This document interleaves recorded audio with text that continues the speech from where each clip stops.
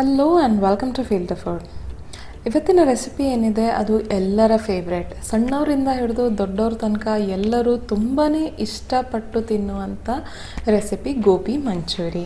ಇದನ್ನು ಹೇಗೆ ಮನೆಯಲ್ಲೇ ಈಸಿಯಾಗಿ ಮಾಡ್ಬೋದು ಹಾಗೆ ರುಚಿಯಾಗಿ ಮಾಡ್ಬೋದು ಅಂತ ಇವತ್ತು ತೋರಿಸ್ಕೊಡ್ತಾ ಇದ್ದೀನಿ. ಇದು ಮಾಡಲಿಕ್ಕೆ ನಾನೊಂದು ಸಣ್ಣ ಗೋಬಿ ಅಥವಾ ಹೂಕೋಸನ್ನು ತೊಗೊಂಡಿದ್ದೀನಿ. ಹಾಗೆ ಅದನ್ನು ಚೆನ್ನಾಗಿ ಕ್ಲೀನ್ ಮಾಡಿದ್ದೀನಿ.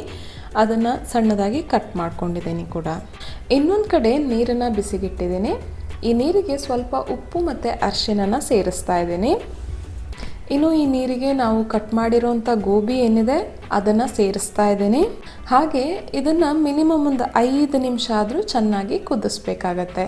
ಕುದ್ದಂಥ ಗೋಬಿನ ನಾನು ಸ್ಟ್ರೈನ್ ಮಾಡ್ತಾ ಇದ್ದೀನಿ. ಹಾಗೆಯೇ ಅದನ್ನು ಚೆನ್ನಾಗಿ ತೊಳಿತಾ ಇದ್ದೀನಿ.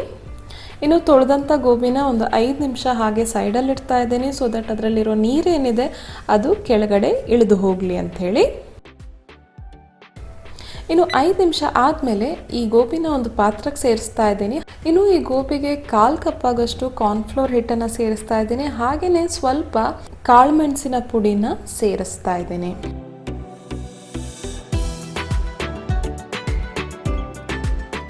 ಈ ಥರ ಕಲಸಿದ ಗೋಬಿನ ನಾನು 15 ನಿಮಿಷ ಫ್ರೀಝರಲ್ಲಿ ಇಡ್ತಾ ಇದ್ದೀನಿ. ಈ ಥರ ಫ್ರೀಝರಲ್ಲಿ ಇಡೋದ್ರಿಂದ ಈ ಗೋಬಿ ಪಕೋಡ ಏನಿರುತ್ತೆ ಅದು ತುಂಬ ಕ್ರಿಸ್ಪಿಯಾಗಿ ಬರುತ್ತೆ ಅಂಥೇಳಿ. ಈ ಥರ ಯಾವಾಗಲೂ ನಾವು ಕಟ್ಲೆಟ್ ಮಾಡಬೇಕಾದ್ರೆ ಮಾಡ್ತೀವಿ. ಈ ಥರ ಫ್ರೀಝರಲ್ಲಿ ಇಟ್ಟು ಮತ್ತೆ ಡೀಪ್ ಫ್ರೈ ಮಾಡೋದ್ರಿಂದ ಅದು ಕ್ರಿಸ್ಪಿಯಾಗಿ ಬರುತ್ತೆ ಅಂಥೇಳಿ.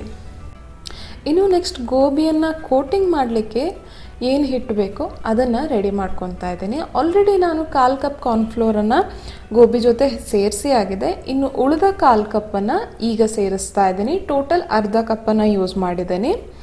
ಸೊ 1/4 ಕಪ್ ಕಾರ್ನ್ಫ್ಲೋರ್ನ ಸೇರಿಸ್ತಾ ಇದ್ದೀನಿ. ಹಾಗೆಯೇ ಅರ್ಧ ಕಪ್ ಮೈದಾನ ಸೇರಿಸ್ತಾ ಇದ್ದೀನಿ. ನೆಕ್ಸ್ಟ್ ಇದಕ್ಕೆ ಸ್ವಲ್ಪ ಜಿಂಜರ್ ಗಾರ್ಲಿಕ್ ಪೇಸ್ಟ್. ನಿಮಗೆ ಬೇಕಿದ್ದರೆ ನೀವು ಫುಡ್ ಕಲರ್ನ ಆ್ಯಡ್ ಮಾಡ್ಬೋದು. ನಾನು ಪರ್ಸ್ನಲಿ ನಿಮಗೆ ಸಜೆಸ್ಟ್ ಮಾಡೋದಿಲ್ಲ. ನಾನು ನಾರ್ಮಲಿ ಯಾವಾಗಲೂ ಫುಡ್ ಕಲರ್ನ ಯೂಸ್ ಮಾಡೋದಿಲ್ಲ, ಬಟ್ ಇವತ್ತು ವಿಡಿಯೋಗೋಸ್ಕರ ಚೆನ್ನಾಗಿ ಕಾಣಲಿ ಅಂತ ಹೇಳ್ಕೊಂಡು ಫುಡ್ ಕಲರ್ನ ಯೂಸ್ ಮಾಡ್ತಾ ಇದ್ದೀನಿ. ಅದು ಸ್ವಲ್ಪನೇ, ಈಗ ಸ್ವಲ್ಪ ಸೇರಿಸ್ತೇನೆ, ಹಾಗೆ ನೆಕ್ಸ್ಟ್ ಕೂಡ ಸ್ವಲ್ಪ ಸೇರಿಸ್ತೇನೆ. ಇನ್ನು ರುಚಿಗೆ ತಕ್ಕಷ್ಟು ಉಪ್ಪು. ನಂತರ ನಾನು ಆಲ್ರೆಡಿ ಎಣ್ಣೆ ಕಾಯ್ಲಿಕ್ಕೆ ಇಟ್ಟಿದ್ದೀನಿ. ಅದರಿಂದ 2 ಸ್ಪೂನ್ ಆಗೋಷ್ಟು ಎಣ್ಣೆನ ತೆಗೆದು ಹಿಟ್ಟಿಗೆ ಸೇರಿಸ್ತಾ ಇದ್ದೀನಿ. ಇನ್ನು ಇವನ್ನೆಲ್ಲ ಚೆನ್ನಾಗಿ ಮಿಕ್ಸ್ ಮಾಡ್ಕೋಬೇಕಾಗತ್ತೆ. ಇವನ್ನೆಲ್ಲ ಮಿಕ್ಸ್ ಮಾಡಿದ ನಂತರ ಇದಕ್ಕೆ ಬೇಕಾದಷ್ಟು ನೀರನ್ನು ಸೇರಿಸಿ, ನೀವು ವಿಡಿಯೋದಲ್ಲಿ ನೋಡ್ತಿರ್ಬೋದು ಅಷ್ಟು ದಪ್ಪ ಬ್ಯಾಟರ್ನ ಮಾಡ್ಕೋಬೇಕಾಗತ್ತೆ. ಇನ್ನು ನಂತರ ನಾವು ಸೆಟ್ ಮಾಡಲಿಕ್ಕಿಟ್ಟ ಗೋಬಿ ಏನಿದೆ ಫ್ರೀಝರಲ್ಲಿ ಅದನ್ನು ಕೂಡ ಸೇರಿಸಿ ಚೆನ್ನಾಗಿ ಕಲಿಸ್ತಾ ಇದ್ದೀನಿ. ನನ್ನ ಎಣ್ಣೆ ಏನಿದೆ ಅದು ಆಲ್ರೆಡಿ ಬಿಸಿಯಾಗಿದೆ. ಈಗ ಕಲಸಿಟ್ಟಂಥ ಗೋಬಿ ಏನಿದೆ ಅದನ್ನು ಒಂದೊಂದಾಗೆ ಈ ಥರ ಹಾಕ್ತಾ ಇದ್ದೀನಿ ದೂರಕ್ಕೆ. ನಾನಿಲ್ಲಿ ಗೋಬಿನ ಡಬಲ್ ಫ್ರೈಯಿಂಗ್ ಮಾಡ್ತಾ ಇದ್ದೀನಿ. ಈ ಥರ ಡಬಲ್ ಫ್ರೈಯಿಂಗ್ ಮಾಡೋದ್ರಿಂದ ನಿಮ್ಮ ಗೋಬಿ ಏನಿದೆ ಅದು ಕ್ರಿಸ್ಪಿಯಾಗಿ ಬರುತ್ತೆ. ಸೊ ಫಸ್ಟ್ ಟೈಮ್ ಒಂದು 75% ತನಕ ಕುಕ್ ಮಾಡ್ತಾ ಇದ್ದೀನಿ, ಎಣ್ಣೆಯಿಂದ ತೆಗಿತಾ ಇದ್ದೀನಿ.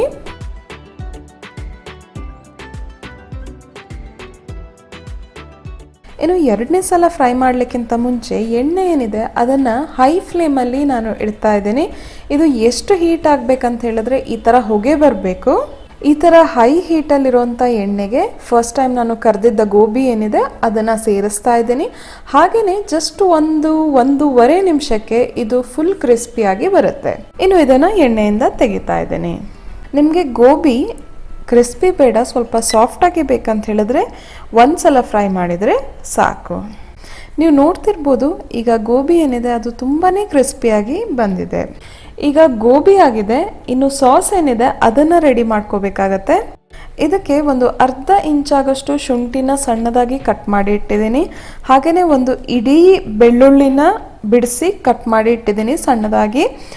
ಒಂದು ಹಸಿಮೆಣಸನ್ನ ತಗೊಂಡು ಉದ್ದದಾಗಿ ಕಟ್ ಮಾಡಿದ್ದೀನಿ. ಹಾಗೆ ಅರ್ಧ ಕ್ಯಾಪ್ಸಿಕಮ್ ಮತ್ತು ಒಂದು ಈರುಳ್ಳಿನ ಉದ್ದವಾಗಿ ಕಟ್ ಮಾಡಿ ಇಟ್ಟಿದ್ದೀನಿ. ಇನ್ನು ಕೊನೆಯದಾಗಿ ಕೊತ್ತಂಬರಿ ಸೊಪ್ಪನ್ನು ತೊಗೊತಾ ಇದ್ದೀನಿ. ಯೂಶ್ವಲಿ ಸೌತ್ ಇಂಡಿಯಾ ಸೈಡ್ ನೀವು ಗೋಬಿ ಮಂಚೂರಿ ತಿಂದಿದ್ರೆ ಅಲ್ಲಿ ಕೊತ್ತಂಬರಿ ಸೊಪ್ಪು ಹಾಕ್ತಾರೆ. ಹಾಗೆ ನಾರ್ತ್ ಇಂಡಿಯಾ ಕಡೆ ಸ್ಪ್ರಿಂಗ್ ಆನಿಯನ್ನ ಸೇರಿಸ್ತಾರೆ. ಇನ್ನು ಇದಕ್ಕೆ ಒಂದು ಸಾಸ್ ಮಿಕ್ಸ್ಚರ್ನ ರೆಡಿ ಮಾಡ್ಕೋಬೇಕಾಗತ್ತೆ. ಅದಕ್ಕೆ ಅರ್ಧ ಕಪ್ ಆಗೋಷ್ಟು ನೀರು ತೊಗೊತಾ ಇದ್ದೀನಿ. ಈ ನೀರಿಗೆ 1 ಸ್ಪೂನ್ ಆಗೋಷ್ಟು ಜೋಳದ ಹಿಟ್ಟು ಅಥವಾ ಕಾರ್ನ್ಫ್ಲೋರ್ನ ಸೇರಿಸಿ ಚೆನ್ನಾಗಿ ಕಲಿಸ್ತಾ ಇದ್ದೀನಿ. ಇನ್ನು ಇದಕ್ಕೆ 2 ಸ್ಪೂನ್ ಆಗೋಷ್ಟು ಸೋಯಾ ಸಾಸ್ನ ಸೇರಿಸ್ತಾ ಇದ್ದೀನಿ. ಇದು light soya sauce, dark soya sauce ಆದ್ರೆ 1 ಸ್ಪೂನ್ ಹಾಕಿದ್ರೆ ಸಾಕಾಗತ್ತೆ. ಹಾಗೇನೆ 1 ಸ್ಪೂನ್ ಆಗಷ್ಟು ಗ್ರೀನ್ ಚಿಲ್ಲಿ ಸಾಸ್ ಅನ್ನ ಸೇರಿಸ್ತಾ ಇದ್ದೀನಿ. ನೀವು ರೆಡ್ ಚಿಲ್ಲಿ ಸಾಸ್ ಕೂಡ ಸೇರಿಸಬಹುದು. ಇನ್ನು ನಂತರ ಇದಕ್ಕೆ 2 ಸ್ಪೂನ್ ಆಗಷ್ಟು ಟೊಮ್ಯಾಟೊ ಕೆಚಪ್ನ ಸೇರಿಸ್ತಾ ಇದ್ದೀನಿ. ಹಾಗೆ ಇದಕ್ಕೆ ಸ್ವಲ್ಪ ಫುಡ್ ಕಲರ್ನ ಸೇರಿಸ್ತಾ ಇದ್ದೀನಿ. ಅಗೇನ್ ನಾನು ಇದನ್ನ ನಿಮಗೆ ಸಜೆಸ್ಟ್ ಮಾಡೋದಿಲ್ಲ, ಫೋಟೋಗೋಸ್ಕರ ನಾನಿಲ್ಲಿ ಆ್ಯಡ್ ಮಾಡ್ತಾ ಇರೋದು. ನಾನಿಲ್ಲಿ ಈಗಲೇ ಉಪ್ಪನ್ನ ಸೇರಿಸ್ತಾ ಇಲ್ಲ, ಕೊನೆಯಲ್ಲಿ ನೋಡಿ ಅಡ್ಜಸ್ಟ್ ಮಾಡ್ತೇನೆ ಉಪ್ಪನ್ನ. ಈಗ ಫೈನಲ್ ಸ್ಟೆಪ್ಪಿಗೆ ಹೋಗ್ತಾ ಇದ್ದೀನಿ. ಅದಕ್ಕೆ ಒಂದು ದೊಡ್ಡ ಬಾಣಲಿನ ತಗೊತಾ ಇದ್ದೀನಿ. ಅದಕ್ಕೆ 1 ರಿಂದ 2 ಸ್ಪೂನ್ ಆಗಷ್ಟು ಎಣ್ಣೆನ ಸೇರಿಸಿ ಅದನ್ನ ಚೆನ್ನಾಗಿ ಕಾಯಿಸ್ತಾ ಇದ್ದೀನಿ. ಇನ್ನು ಕಾದಂಥ ಎಣ್ಣೆಗೆ ನಾವು ಕಟ್ ಮಾಡಿಟ್ಟಿರುವಂಥ ಶುಂಠಿ, ಬೆಳ್ಳುಳ್ಳಿ, ಹಸಿಮೆಣಸನ್ನ ಸೇರಿಸಿ ಸ್ವಲ್ಪ ಕೆಂಪಗಾಗೋ ತನಕ ಫ್ರೈ ಮಾಡ್ತಾ ಇದ್ದೀನಿ. ನಂತರ ಇದಕ್ಕೆ ಈರುಳ್ಳಿ ಮತ್ತು ಕ್ಯಾಪ್ಸಿಕಮ್ ಅನ್ನ ಸೇರಿಸಿ ಫ್ರೈ ಮಾಡ್ತಾ ಇದ್ದೀನಿ. ಇದೆಲ್ಲ ಪ್ರೊಸೀಜರ್ ಕೂಡ ನಾನು ಹೈ ಫ್ಲೇಮಲ್ಲೇ ಮಾಡ್ತಾ ಇದ್ದೀನಿ. ಯಾವಾಗಲೂ ಇಂಡೋ ಚೈನೀಸ್ ರೆಸಿಪೀಸ್ ಇರುತ್ತೆ, ಅದು ಹೈ ಫ್ಲೇಮಲ್ಲೇ ಮಾಡ್ತಾರೆ. ಇನ್ನು ಇದನ್ನು 1 ರಿಂದ 2 ನಿಮಿಷ ಹುರಿದು ಆದಮೇಲೆ ನಾವು ಮಾಡಿಟ್ಟಿರುವಂಥ ಸಾಸ್ ಮಿಕ್ಸ್ಚರ್ ಏನಿದೆ ಅದನ್ನು ಸೇರಿಸ್ತಾ ಇದ್ದೀನಿ. ಇನ್ನು ಇದನ್ನೆಲ್ಲ ಚೆನ್ನಾಗಿ ಫ್ರೈ ಮಾಡ್ತಾ ಇದ್ದೀನಿ. ನೀವು ಕಾರ್ನ್ಫ್ಲೋರ್ ಸೇರಿಸಿದ್ರಿಂದ ಈ ಗ್ರೇವಿ ಏನಿದೆ ಅದು ಸ್ವಲ್ಪ ತಿಕ್ಕಾಗಿ ಬರುತ್ತೆ. ನಂತರ ಇದಕ್ಕೆ ಸ್ವಲ್ಪ ಕಾಳುಮೆಣಸಿನ ಪುಡಿನ ಸೇರಿಸ್ತಾ ಇದ್ದೀನಿ. ಇನ್ನು ಕೊನೆಯದಾಗಿ ನಾನಿಲ್ಲಿ ಚಿಲ್ಲಿ ಪೇಸ್ಟ್ ಹಾಗೂ ರುಚಿಗೆ ತಕ್ಕಷ್ಟು ಉಪ್ಪನ್ನು ಸೇರಿಸ್ತಾ ಇದ್ದೀನಿ. ಈ ಚಿಲ್ಲಿ ಪೇಸ್ಟ್ ಏನಿದೆ ಇದು ಮನೇಲೇ ಮಾಡಿದ್ದು, ಎಲ್ಲರ ಹತ್ರ ಇರೋದಿಲ್ಲ ಅಂತ ನಾನು ಮೊದಲೇ ತೋರಿಸ್ಲಿಲ್ಲ.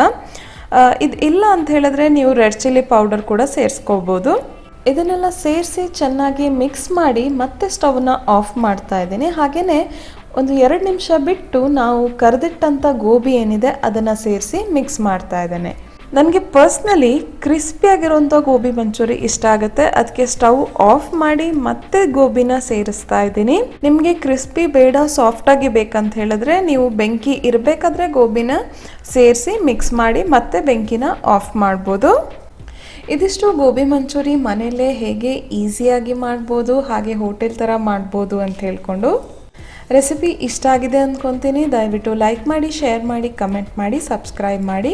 Thank you so much for watching. I will come with another video.